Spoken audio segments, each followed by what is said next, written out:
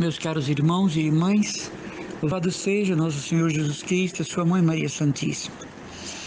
Aqui de volta para o nosso papinho fraterno, né? Esse convívio tão agradável da vida espiritual entre irmãos, para falarmos das coisas de Deus, das coisas que realmente interessam, como disse Jesus, o único necessário. Na minha missão, eu tenho recebido muita gente para conversar e até mesmo visitar, agora que a pandemia permite uma certa aproximação. E é uma constante nessas visitas a pergunta: por que Deus permite a morte de pessoas inocentes? Por que Deus permitiu esta pandemia a nível de mundo? Onde está a misericórdia de Deus? Encontrei pessoas que indubitavelmente perderam a fé, pelo menos é o que elas dizem. Outras dizem: a minha fé já era fraca e com essa pandemia acabou de vez. Umas me dizem: podem abrir 1000 igrejas, eu não volto mais. Eu não tenho mais estímulo para ir para a missa, rezar por quê e para quem. E nós que trabalhamos com evangelização, nós devemos ter paciência ao ouvir isso, porque realmente a pandemia foi um grande saculejo na vida de muita gente. Nas nossas famílias, na minha família, partiram 3 membros. Nós que trabalhamos com evangelização precisamos de um termômetro gradual para entender que as pessoas estão magoadas e feridas e reportam isso a Deus. Nós somos assim. Tudo que nós ganhamos de coisas boas, nós nos alegramos, celebramos, usufruímos, mas não nos referimos a Deus. Mas quando vem uma coisa ruim, o primeiro culpado é Ele, né? Quando uma coisa desagradável acontece, foi Ele que mandou. Quando uma pessoa querida morre, foi Ele que levou, e de modo impiedoso. Queridos irmãos, sofrer é próprio da vida humana. Nós vivemos em sociedade. Nós sofremos pelo clima, nós sofremos pela agitação social, nós sofremos os conflitos familiares, nós sofremos pela diferença do cônjuge, nós sofremos na educação dos filhos. Sofrer faz parte da condição humana. E isso não está diretamente ligado a Deus, porque Ele é autor de todo o bem, do bem supremo. Em Deus só há amor, em Deus só há o bem. Mas nós cristãos sabemos que, como consequência do pecado original, o sofrimento vem no pacote da vida. Uns sofrem mais, outros sofrem menos. Outros nem percebem que estão sofrendo, já estão tão desnorteados, não é? A morte, por exemplo, do justo é algo que tem referência direta com o próprio Deus, porque está inserida no mistério da paixão, morte e ressurreição de Jesus. É preciso que haja a morte física para acontecer a promessa da ressurreição. É preciso que voltemos àquele que nos criou para o conhecermos, para estarmos diante daquele que nos fez. Nós falamos em teologia que Deus é um mistério insondável, porém isso acaba quando acontece a morte. Ele passa a ser um mistério revelado. É preciso que nós saibamos que a nossa permanência nesse mundo é uma espécie de preparação para outra vida. E quantos anos eu viver nesta vida, isso é um disparate com a eternidade, porque para a eternidade tanto faz uma criança de 5 anos como uma pessoa de 105. O tempo só existe para nós.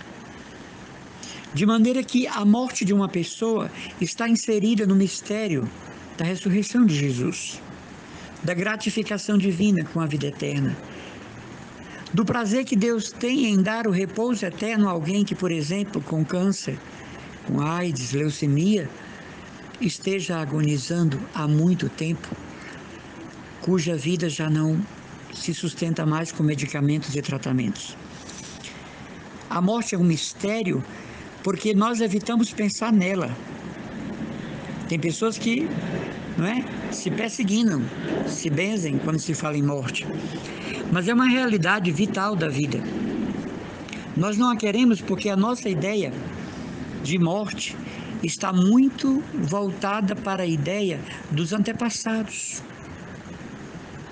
O povo cristão precisa entender que a morte é um passaporte para a casa do Pai. E que essas realidades de sofrimento, elas têm um sentido. Caso contrário, Deus seria um déspota, como eu disse outro dia. Sofrer por sofrer. Não. Sofrer para. Sofrer em função de. E agora a nossa alma entende que o que acontece não é por acaso, há um propósito de Deus. Pouca gente sabe, Santa Teresinha do Menino Jesus, nos últimos meses de sua vida, sobretudo quando a tuberculose atingiu todos os pulmões, os 2 pulmões, Santa Teresinha teve uma grande crise de fé. Santa Teresinha dizia que só tinha diante de si o nada. E ela dizia para a Madre Inês, sua irmã, que tinha medo de falar naquilo e blasfemar. Mas Deus estava com ela. Ela procurava Deus e não encontrava. Ela dizia, é como uma parede entre mim e Deus infinita. Eu rezo até aos santos, mas eles não me escutam mais. Santa Teresinha, que viveu de amor e se ofereceu ao amor, experimentou verdadeiramente o vale da cruz e da dor na antevéspera de sua morte. Mas também depois ela dizia para a Madre Inês, se bem que no passado eu perdi a morte de amor na cruz como Jesus, e Jesus morreu a morte do abandono. Pai, por que me abandonaste? É claro que ali ele está rezando o Salmo 22, nós sabemos. Mas Santa Teresinha experimenta a angústia, a aridez, a noite escura na véspera de sair deste mundo. E o que ela diz? Eu morro de amor.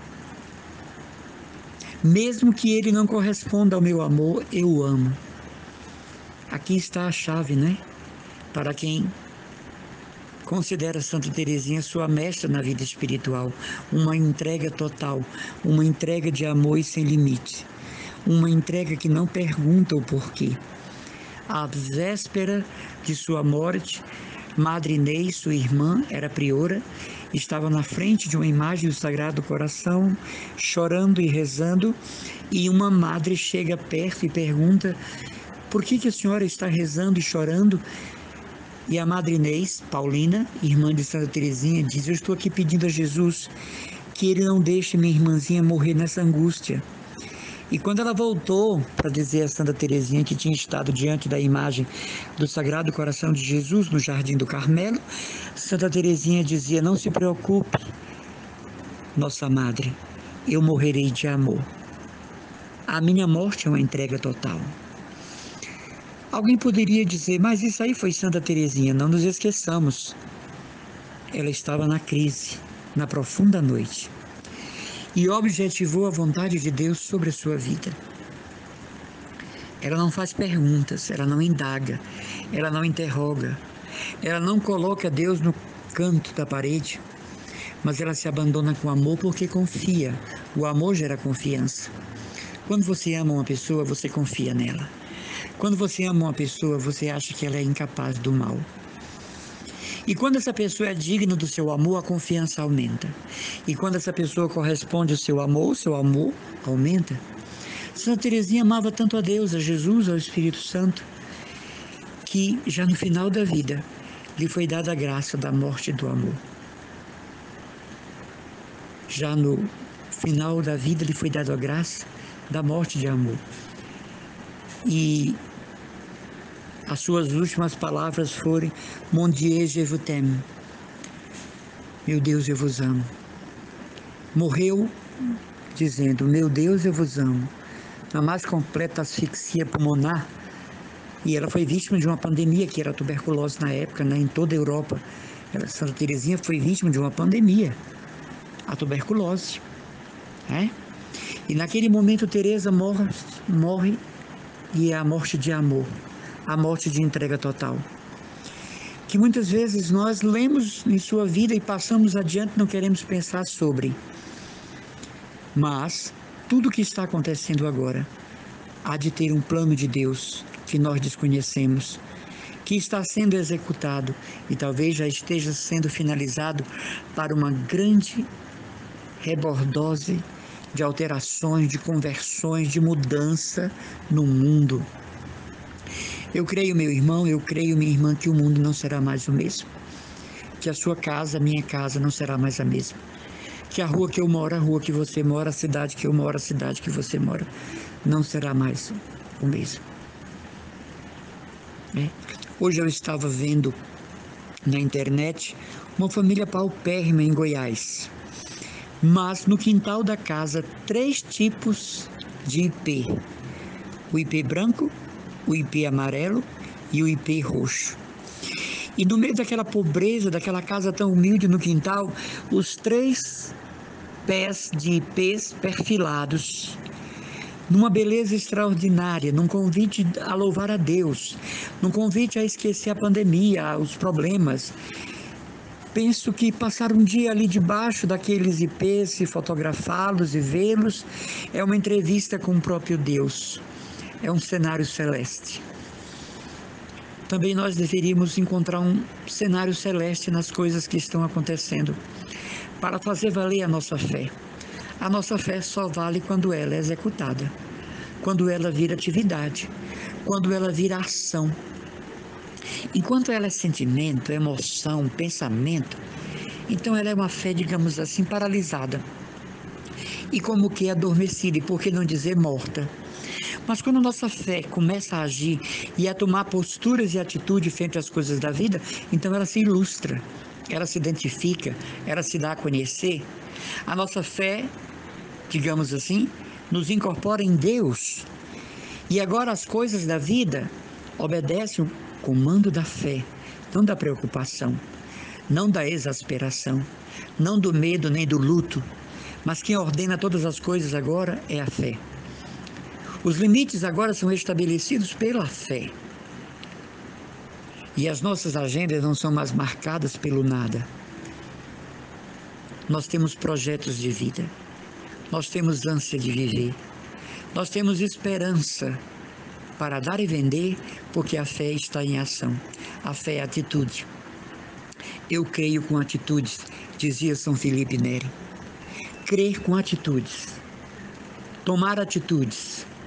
Fazer acontecer o sagrado, ilustrar muito bem a nossa postura com a nossa fé, deixar as pessoas sentir o gosto bom de conviverem com uma pessoa que é um poço, que é um cenáculo de fé, deixar as pessoas enxergarem em você o luminoso da fé, e não aquela pessoa decadente, vítima da angústia, do pânico, ensimesmada, caída aos pés da cruz. Maria estava aos pés da cruz.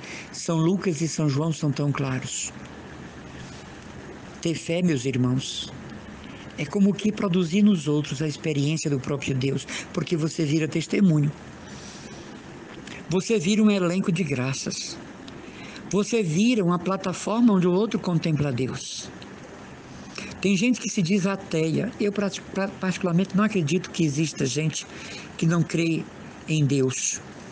Talvez não creia no Deus dos cristãos, mas na essência pura de Deus, sim.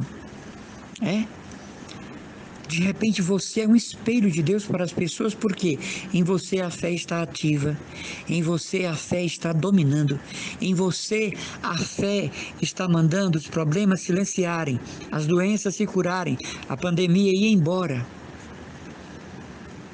Eu conversava com um padre e ele me dizia, o difícil agora é trazer o povo de volta para a igreja, porque o pessoal está acostumado com a missa virtual.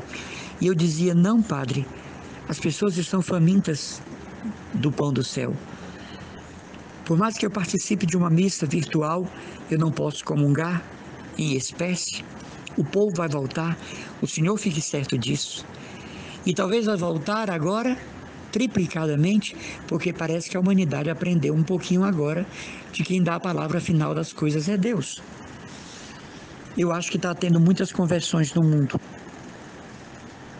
E eu acho que essa abertura agora das igrejas, pelo nosso arcebispo, vai trazer as pessoas de volta. Claro, né? Com todo o cuidado, como o arcebispo pediu, para não aglomerar, para não superlotar.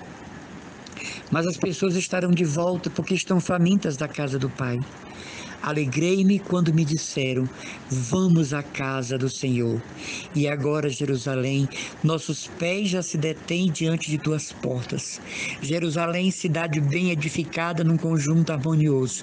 Para lá sobem as tribos de Israel, as tribos do Senhor, para louvar o nome do Senhor.